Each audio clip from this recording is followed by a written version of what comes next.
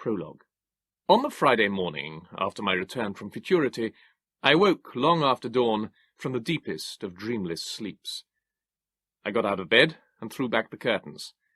The sun was making his usual sluggish progress up the sky, and I remembered how, from the accelerated perspective of a time traveller, the sun had fair hopped across heaven. But now, it seemed, I was embedded in oozing time once more, like an insect in seeping amber. The noises of a Richmond morning gathered outside my window, the hoofsteps of horses, the rattle of wheels on cobbles, the banging of doors. A steam tram, spewing out smoke and sparks, made its clumsy way along the Petersham Road, and the gull-like cries of hawkers came floating on the air. I found my thoughts drifting away from my gaudy adventures in time and back to a mundane plane. I considered the contents of the latest Pall Mall Gazette and stock movements, and I entertained an anticipation that the morning's post might bring the latest American Journal of Science, which would contain some speculations of mine on the findings of A. Michelson and E. Morley on certain peculiarities of light reported in that journal 4 years earlier, in 1887. And so on. The details of the everyday crowded into my head, and by contrast, the memory of my adventure in futurity came to seem fantastical, even absurd. As I thought it over now, it seemed to me that the whole experience had had something of a hallucinatory, almost dreamlike quality. There had been that sense of precipitate falling, the haziness of everything about time travel, and at last my plunge into the nightmarish world of A.D. 802,701. The grip of the ordinary on our imaginations is remarkable. Standing there, in my pyjamas, something of the uncertainty which had, in the end, assailed me last night returned, and I started to doubt the very existence of the time machine itself, despite my very clear memories of the 2 years of my life I had expended in the nuts and bolts of its construction, not to mention the 2 decades previous, during which I had teased out the theory of time travel from anomalies I had observed during my studies of physical optics. I thought back over my conversation with my companions over dinner the evening before. Somehow, those few hours were far more vivid now than all the days I had spent in that world of futurity, and I remembered their mix of responses to my account. There had been a general enjoyment of a good tale, accompanied by dashes of sympathy or near derision, depending on the temperaments of individuals, and, I recalled, a near universal scepticism. Only one good friend, who I shall call the writer in these pages, had seemed to listen to my ramblings with any degree of sympathy and trust.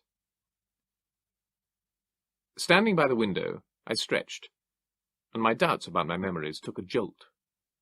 The ache of my back was real enough, acute and urgent, as were the burning sensations in the muscles of my legs and arms, protests from the muscles of a no longer young man forced, against his practice, to exert himself. Well then, I argued with myself, if your trip into the future was truly a dream, all of it, including that bleak night when you fought the Morlocks in the forest, where have these aches and pains come from? Have you been capering around your garden, perhaps, in a moon-struck delirium? And there, dumped without ceremony in a corner of my room, I saw a small heap of clothes. They were the garments I had worn to their ruin during my flight to the future, and which now were fit only to be destroyed. I could see grass stains and scorch marks. The pockets were torn, and I remembered how Weena had used those flaps of cloth as impromptu vases to load up with the etiolated flowers of the future. My shoes were missing, of course.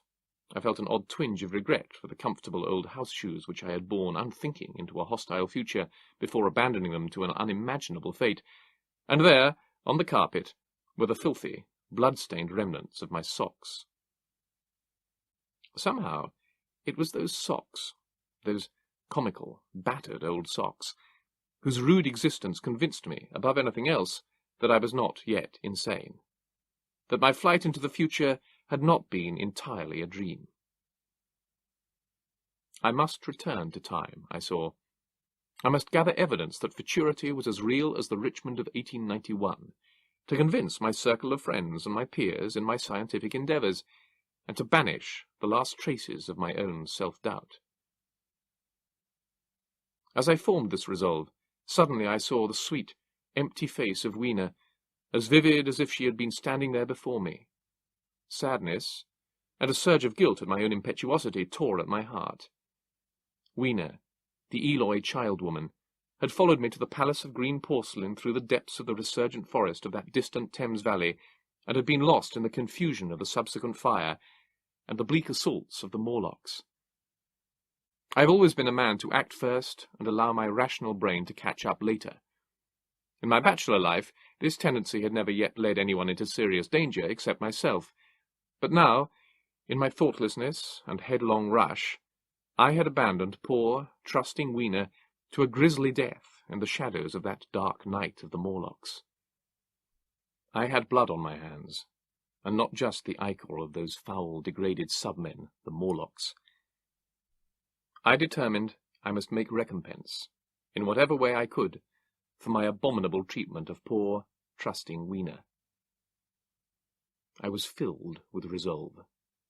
My adventures, physical and intellectual, were not done yet. I had Mrs. Watchitts run me a bath, and I clambered into it. Despite my mood of urgency, I took time to pamper my poor, battered bones. I noted with interest the blistered and scarred state of my feet, and the mild burns I had suffered to my hands. I dressed quickly. Mrs. Watchitts prepared me breakfast.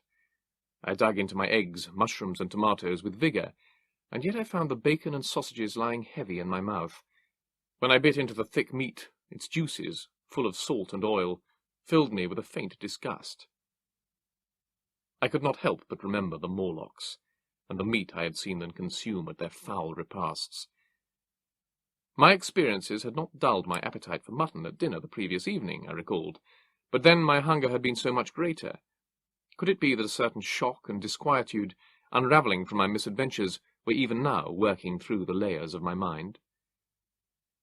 But a full breakfast is my custom, for I believe that a good dose of peptone in the arteries early in the day is essential for the efficient operation of the vigorous human machine, and today could become as demanding a day as I had faced in my life.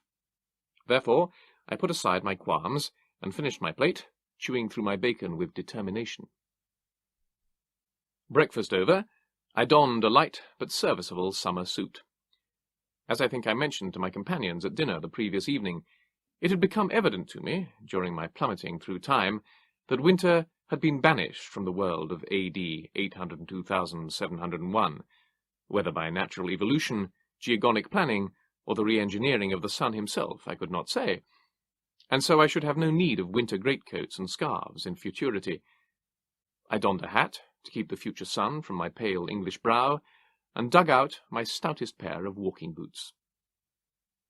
I grabbed a small knapsack and proceeded to throw myself about the house, ransacking cupboards and drawers for the equipment I thought I would need for my second journey, much to the alarm of poor, patient Mrs. Watchitts, who, I am sure, had long since resigned my sanity to the mists of mythology. As is my way, I was in a fever to be off, and yet I was determined not to be quite so impetuous as the first time, when I had travelled across 8,000 centuries with no more protection than a pair of house shoes and a single box of matches. I crammed my knapsack with all the matches I could find in the house. In fact, I dispatched Hillier to the tobacconist's to purchase more boxes. I packed in camphor and candles, and, on an impulse, a length of sturdy twine, in case, stranded, I should need to make new candles of my own. I had little conception of how one goes about such manufacture, incidentally, but in the bright light of that optimistic morning I did not doubt my ability to improvise. I took white spirit, salves, some quinine tabloids, and a roll of bandage. I had no gun. I doubt if I should have taken it, even if I had possessed one, for what use is a gun when its ammunition is exhausted? But I slipped my clasp knife into my pocket. I packed up a roll of tools, a screwdriver, several sizes of spanner, a small hacksaw with spare blades, as well as a range of screws and lengths of nickel, brass, and quartz bars. I was determined that no trivial accident befalling the time machine should strand me in any disjointed future for want of a bit of brass. Despite my transient plan to build a new time machine when my original was stolen by the Morlocks in 802,701, I'd seen no evidence in the decayed upper world that I should be able to find the materials to repair so much as a sheared screw. Of course, the Morlocks had retained some mechanical aptitude, but I did not relish the prospect of being forced to negotiate with those bleached worms for the sake of a couple of bolts. I found my Kodak and dug out my flash trough. The camera was new loaded with a roll of 100 negative frames on a paper-stripping roll. I remembered how damned expensive the thing had seemed when I had bought it, no less than $25, purchased on a trip to New York. But if I should return with pictures of futurity, each of those 2-inch frames would be more valuable than the finest paintings. Now, I wondered, was I ready? I demanded advice of poor Mrs. Watchets, though I would not tell her, of course, where I was intending to travel. That good woman, stolid, square, remarkably plain, and yet with a faithful and imperturbable heart, took a look inside my knapsack, crammed as it was, and she raised one formidable eyebrow. Then she made for my room, and returned with spare socks and underwear, and here I could have kissed her, my pipe, a set of cleaners, and the jar of tobacco from my mantle. Thus, with my usual mixture of feverish impatience and superficial intelligence, and with an unending reliance on the goodwill and common sense of others, I made ready to return into time. Bearing my knapsack under one arm and my Kodak under the other, I made towards my laboratory, where the time machine waited. When I reached the smoking room, I was startled to find that I had a visitor. One of my guests of the previous evening, and perhaps my closest friend. It was the writer of whom I have spoken.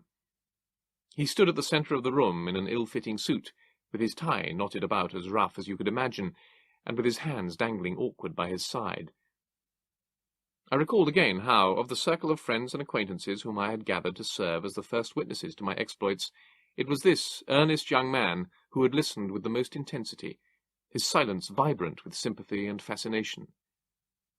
I felt uncommon glad to see him, and grateful that he had come, that he had not shunned me as eccentric, as some might, after my performance of the evening before. I laughed, and, burdened as I was with sack and camera, I held out an elbow. He grasped the joint and shook it solemnly. "I'm frightfully busy," I said, "with that thing in there." He studied me. I thought there was a sort of desperation to believe in his pale blue eyes. "But is it not some hoax? Do you really travel through time?" "Really and truly I do," I said, holding his gaze as long as I could, for I wanted him to be convinced. He was a short, squat man with a jutting lower lip, a broad forehead, wispy sideboards, and rather ugly ears. He was young, about 25, I believe, 2 decades younger than myself, yet his lank hair was already receding.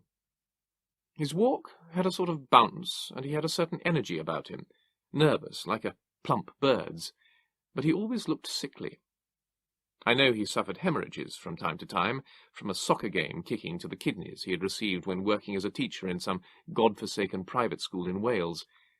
And today his blue eyes, though tired, were filled, as ever, with intelligence and a concern for me. My friend worked as a teacher, at that time of pupils by correspondence, but he was a dreamer. At our enjoyable Thursday night dinner parties in Richmond, he would pour out his speculations on the future and the past, and share with us his latest thoughts on the meaning of Darwin's bleak, godless analysis and what not. He dreamed of the perfectibility of the human race.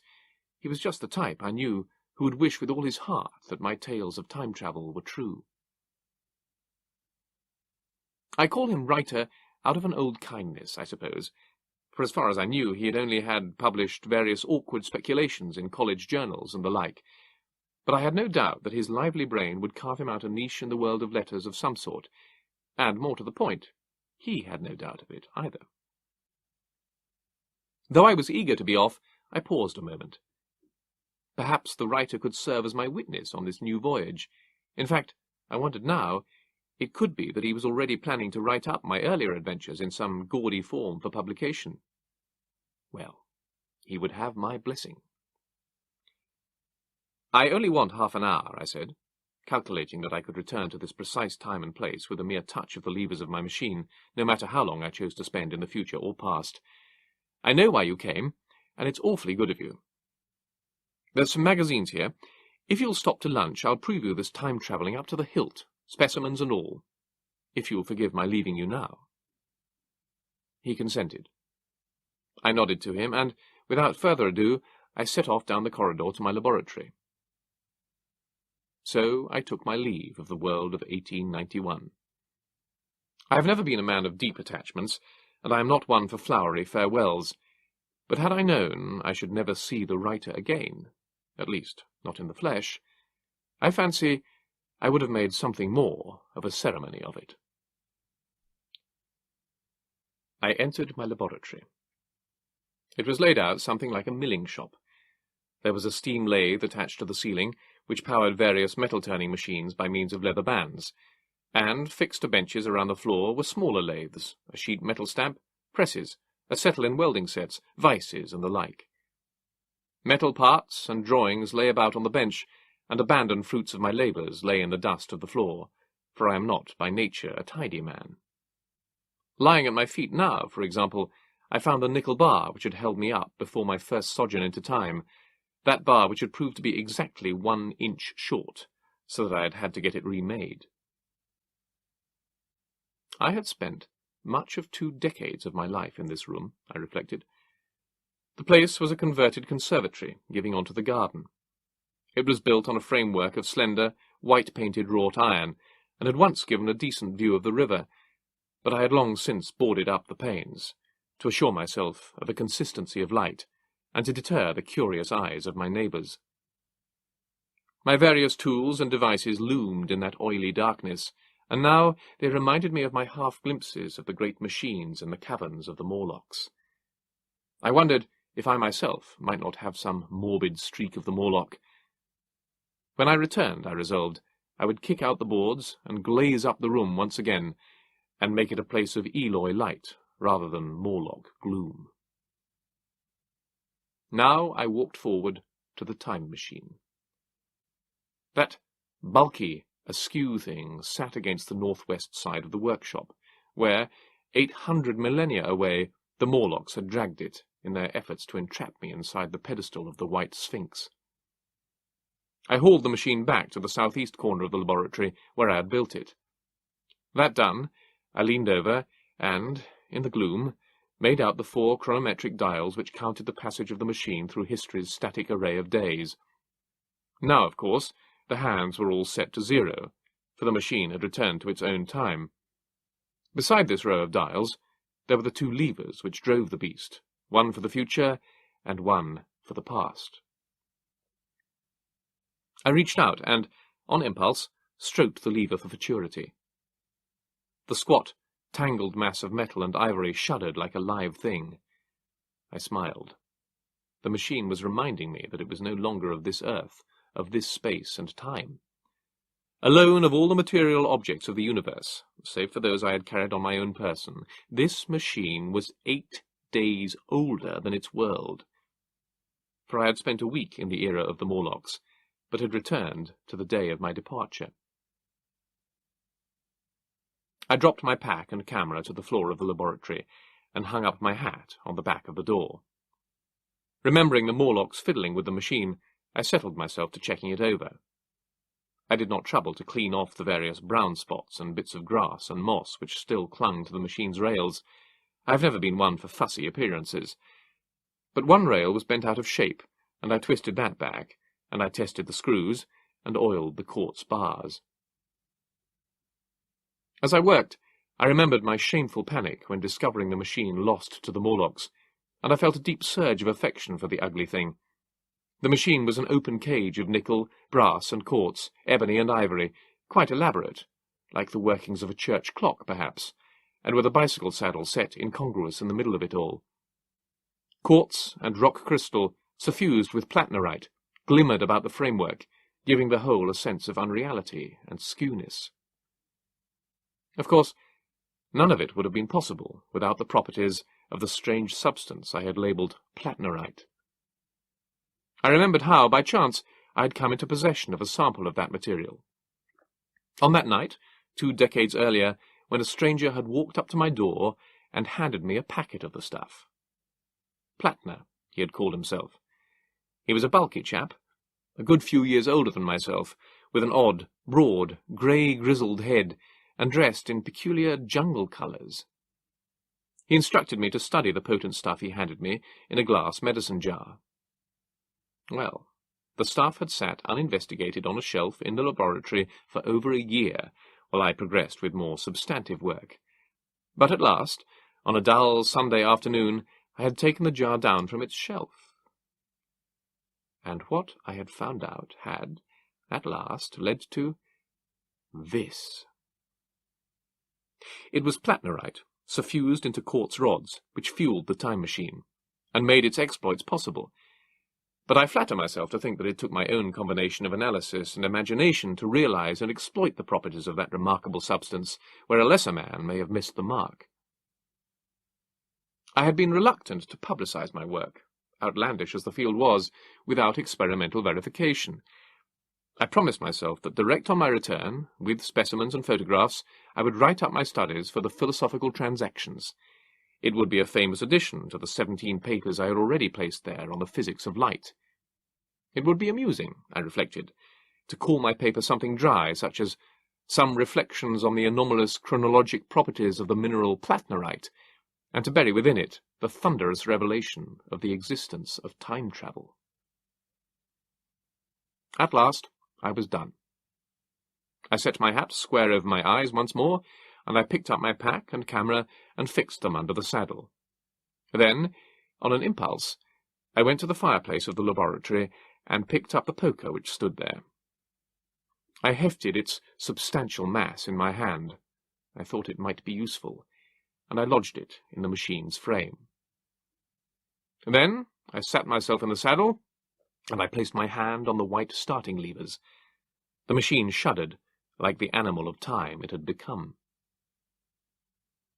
I glanced around at my laboratory, at the earthy reality of it, and was struck how out of place we both looked in it now, me in my amateur explorer's garb, and the machine with its otherworldliness and its stains and scuffs from the future, even though we were both, in a way, children of this place. I felt tempted to linger.